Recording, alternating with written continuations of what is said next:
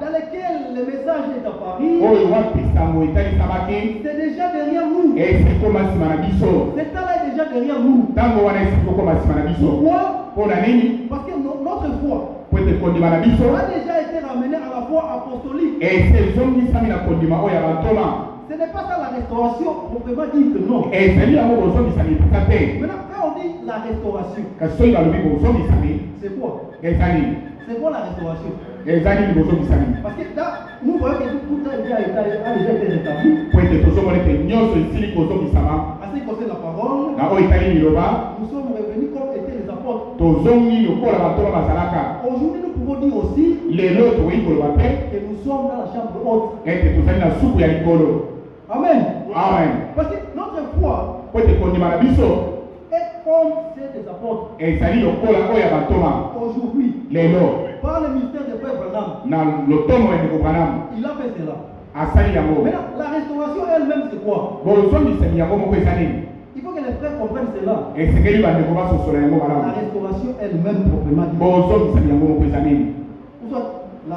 les rafraîchissements, c'est quoi? Parce que vous savez, c'est lié.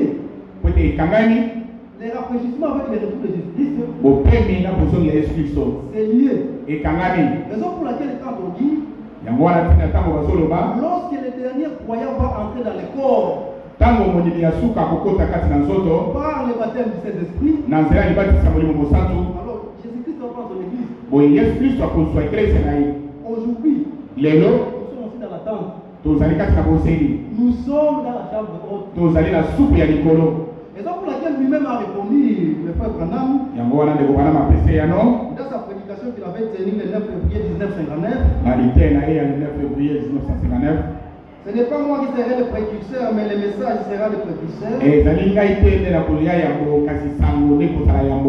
Maintenant, le 26 juillet 1964, frère Branham a prêché une prédication. Et dans cette prédication, il a posé la question. Maintenant, aujourd'hui, on va restaurer quoi?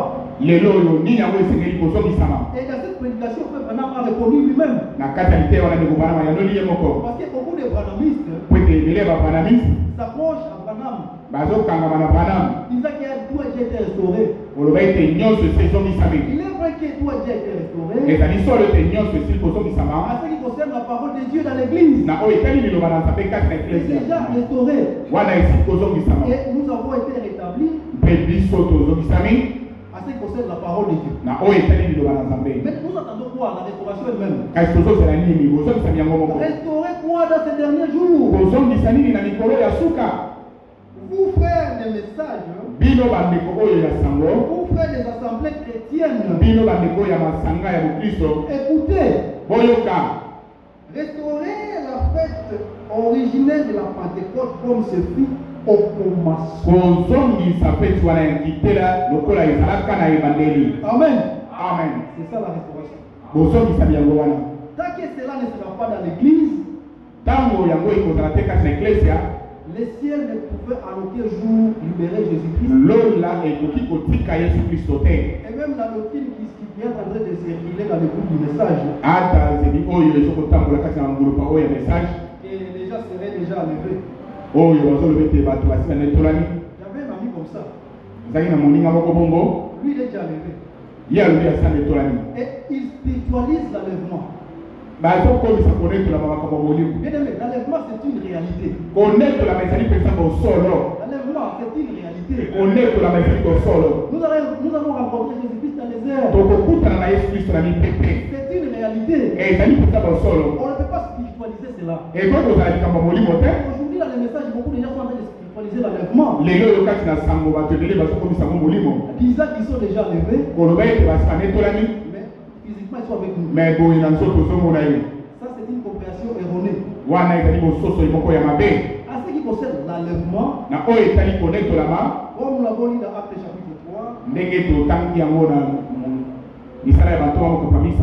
c'est directement lié par les rafraîchissements. Alors aujourd'hui, nous avons dire que le Seigneur ne peut pas revenir aussi longtemps qu'il n'a pas encore baptisé Saint-Esprit se révèle. Na tango ya baptiste dans le Christ est été na molimo mo santo Et ça la mort. sera l'action d'une courte durée. Pe ko za mo sala ko ya man nikolo moke. Une courte durée, donc ça ne va pas durer. Et ko me la te. Et quand les derniers croyants vont entrer dans le corps par le baptême du Saint-Esprit, Tango kaka modimi ya suka ko kota na nzoto na libati sa molimo mo c'est à santo. ce moment-là que l'enlèvement aura lieu. Na tango wana te connaître la mekosalema. Amen. Amen. Dieu est patient. Nzambe aza na motema molai. Pourquoi? Pona nini? Parce qu'il veut que tous arrivent à la repentance. Po ete alingi te baso bakoma na kolela masumu na bango. Et la repentance ne peut être là Mpe koleli masumu ekoki kozala wana kaka que s'il y a la promesse. soki elaka ezali. Amen. Amen. Je vais lire ici dans Romains chapitre 4. Tokotanga na baloma mokako ya mine. Pour regarder ce que concerne notre Père dans la foi, Abraham. On a kolobela oyo etali tata na biso na kondima Abraham. Je suis au verset 20. Mongongo ya mibale. Romains chapitre 4 au verset 20. Baloma mokako ya mine moloba tu mibale. Il ne douta point par incrédulité Abeti tembe te na motema ekenze au sujet de la promesse de Dieu. na ntina ya elaka ya Nzambe. Amen. Amen. Mais il fut fortifié Kasi ye alendisamaki par la foi, na nzela ya kondima donnant gloire à Dieu. kopesaka nkembo epai na Nzambe. Amen.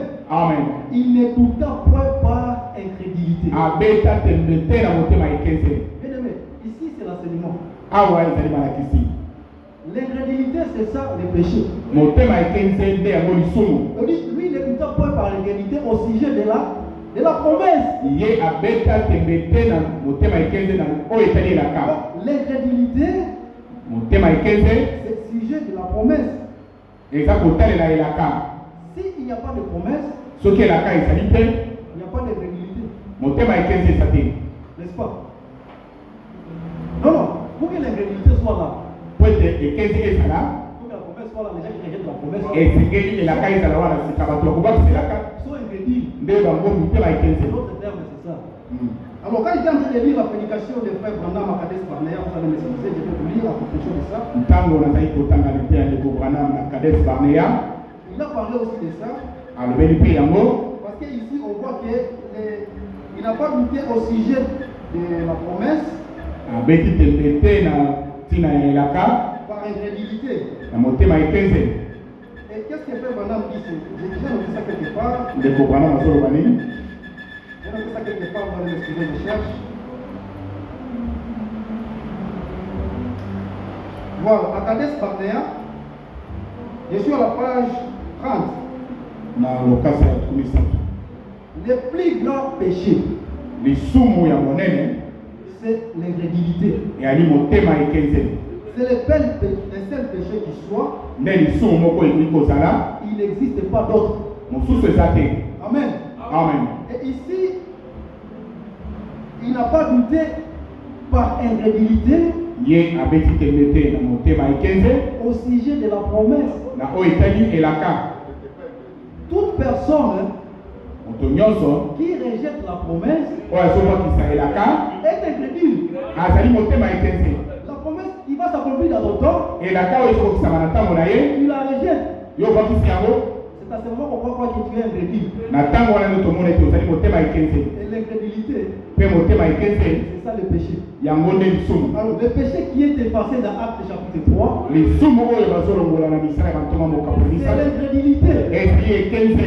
C'est-à-dire la personne repentie Elingi koloba moto oyo alela masumu na ye, et cette personne qui comprend ce qui s'accomplit dans son temps. ezali kaka moto oyo azososolama ezokokisama na ntango na ye.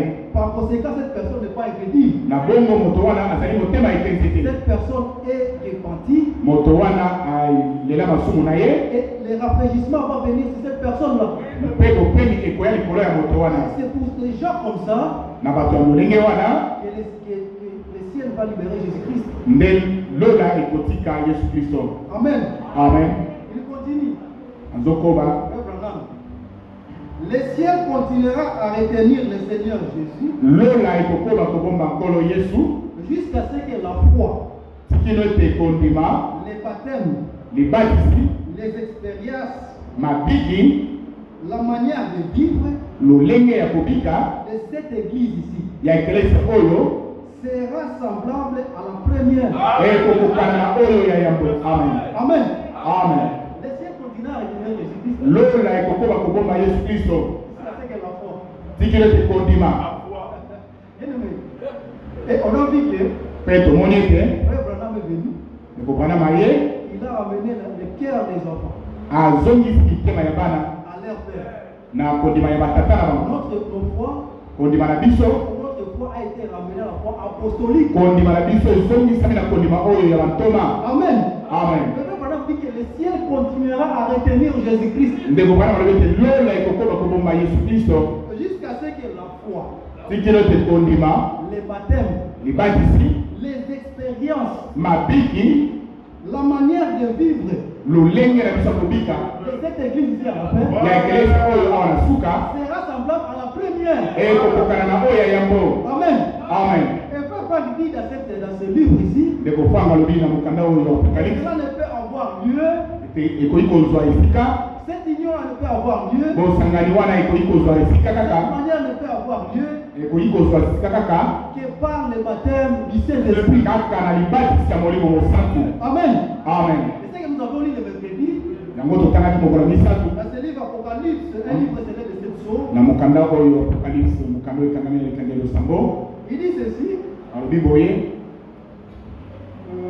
par une puissante action de l'Esprit, na mosala moko ya nguya ya molimo et l'Écriture appelle pluie de l'arrière-saison, oyo likomi epengi mbula ya suka l'Église est replacée dans l'ordre divin originel. ekelesia etiami na alima ya nzambe ya ebandeli. Amen.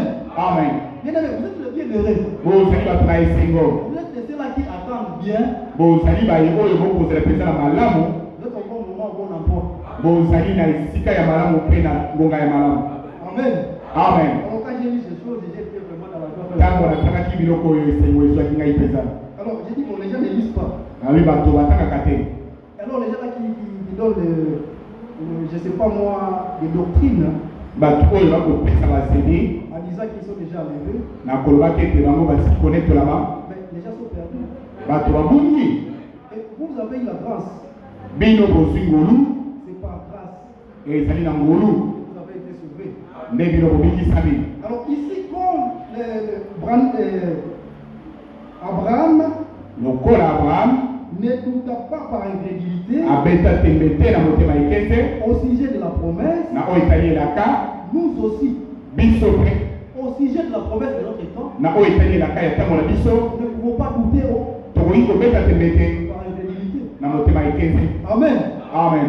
Et la promesse de notre temps, mpe elaka ya ntango na biso comme nous venons de lire ici dans l'impact de la révélation, ndenge toti kotanga wana impact ya emoniseli l'impact de la révélation, impact ya emoniseli ce que Dieu a fait au commencement, oyo nzambe asalaki na ebandeli il doit le faire aujourd'hui. akosala yango lisusu lelo C'est ce que Frère Franck est en train de montrer. nde yango ndekofanga azali kasi na kotalisa Ce qu'il a fait au commencement, oyo asalaki na ebandeli au commencement du christianisme, na ebandeli ya bokristo l'Église a commencé par une puissante action ekelesa ebandaki na nguya ya mosala moko ya nguya ya molimo mosantu que nous appelons le baptême du Saint-Esprit. oyo tobengi libatisa ya molimo mosantu. Et ce baptême du Saint-Esprit, mpe libatiswa na molimo mosantu ce n'est pas un slogan, ezali slogan te parce que ça a des répercussions qui lui sont propres. mpo ete yango ezali na mbano na yango.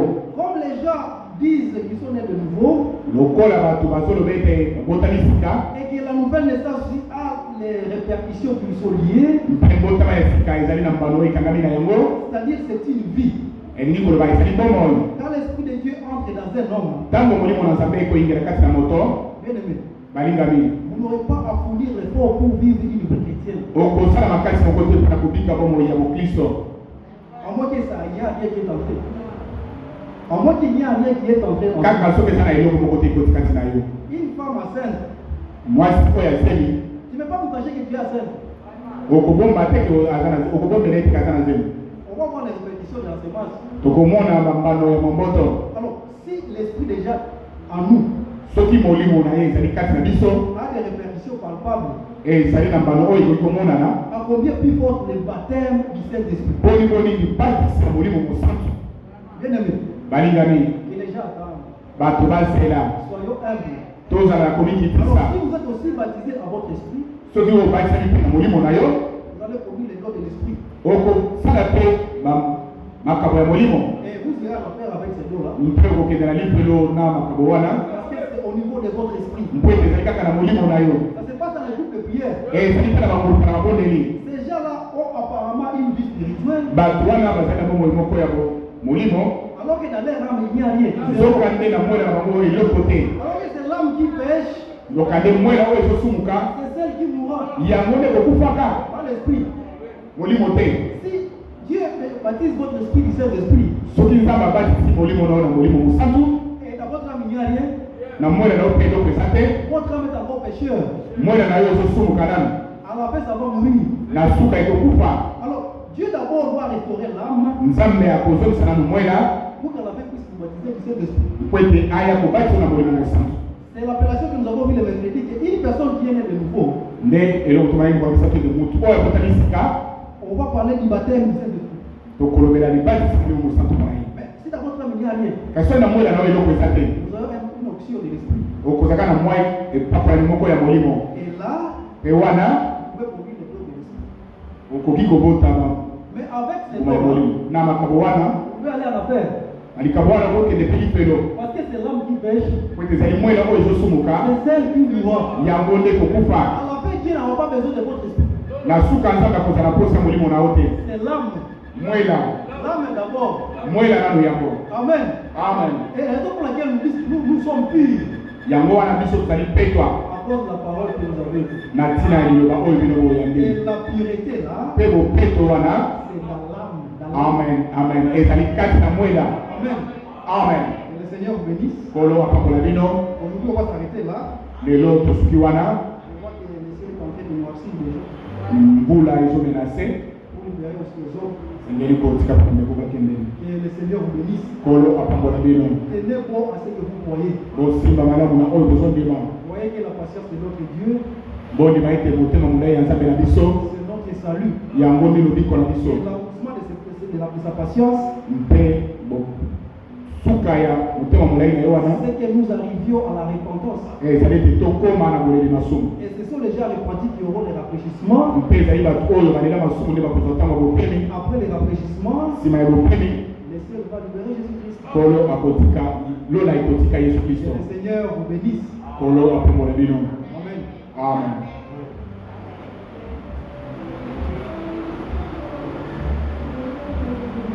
À chaque jour se fait sa peine. mokolo na mokolo ebongi na mpasi nango Que Dieu bénisse notre frère David. nzambe apambola ndeko na biso david Qu'il bénisse le frère Robert qui l'a traduit. apambola mpe ndeko robert oyo alimboli J'étais en train de réfléchir. nazalaki kati na kobanza Je dis, le frère Robert est béni chaque fois qu'il y a plus que lui. ndeko ye apamamaka mokolo nyonso losambo ezali C'est toujours presque lui qui traduit. ezali kaka ye nde azali wana mpona kolikola Que Dieu le bénisse abondamment. amen amen C'est ainsi que nous voulons aussi qu'il y ait notre frère qui traduise aussi. nde bongo tozoluka soki eza na bandeko mosusu oyo bakoki kosunga bazala baya Pour l'assister aussi. mpona kosunga mpe ndeko Alors, le frère nous a dit que les frères de Goma aussi le suivent. ndeko alobi ete bandeko ya goma mpe bazolanda Grâce à ce travail, kolanda na ntina ya mosala oyo la parole est apportée dans le monde entier. liloba ezokóma na mokili mobimba Mine de rien, pamba tu nous sommes écoutés et suivis à travers le monde. tozoyokama mpe bazolanda biso na mokili Dieu travaille dans la simplicité. nzambe akosala na bopete Amen. amen C'est comme ça qu'il faut soutenir aussi le travail. nde bongo esengeli mpe kosunga mosala Avec les gigas, na kotiaka bagiga même avec un giga, ata otie giga na yo vous donnez opesi pour que les frères qui sont dans le monde po ete bandeko oyo bazali na mosika puissent également écouter ce que vous écoutez. bakoka mpe kolanda oyo bino bozolanda awa Frère Franck a dit, ndeko fanga alobi les gens nés de nouveau bato oyo babotami sika ont les soucis bazali na susi que les autres aussi entendent la même parole ete bamisusu bayoka mpe liloba moko que moko ce qu'eux sont en train d'écouter. lokola oyo bango moko mpe bazoyoka Ces choses ici ne sont pas partout. biloko oyo ezali bipai nyonso te Nous devons avoir les soucis tozala mpe na susi pour que les autres aussi po ete bamosusu mpe écoutent bayoka yango ce que vous écoutez. bayoka pe oyo bino boyokaka awa. Amen. Amen. Nous allons inviter le frère Noé Tokobenga ndeko Noé qui vient prier aya kobondela pour congédier l'assemblée. mpona kozongisa lisanga na bandako. Prions. Éternel des armées, Créateur du ciel et de la terre, nous te sommes infiniment reconnaissants à toi, Seigneur, parce que tu nous as parlé ce soir. Nous avons écouté ta puissante parole ce soir de la part de notre frère, le frère David. Nous te le demandons, merci, Seigneur. Merci pour la lumière de ta parole ce soir, Hervé. Merci pour tout ce que tu es en train de faire pour nous. Et merci pour ton amour. Oui, Créateur du ciel, nous laissons notre frère Robert qui nous a interprété ta parole. Bénis-lui, bénis notre frère David et bénis chacun de nous qui avons écouté ta parole, Seigneur. Maintenant, nous voulons rentrer dans nos maisons, Seigneur. Sois avec nous, protège-nous, que tu puisses nous protéger jusqu'au long de nos maisons. Couvre-nous de ton sang. Nous te l'avons prié ainsi, Jésus-Christ. Amen. Amen. Nous sommes arrivés à la fin. Tokomi na suka Nous allons commencer à sortir. tokoki kobanda kobima Nous nous retrouvons le dimanche. mpe tokutani mokolo ya yenga soki ezali mokano na nkolo. Amen. Amen.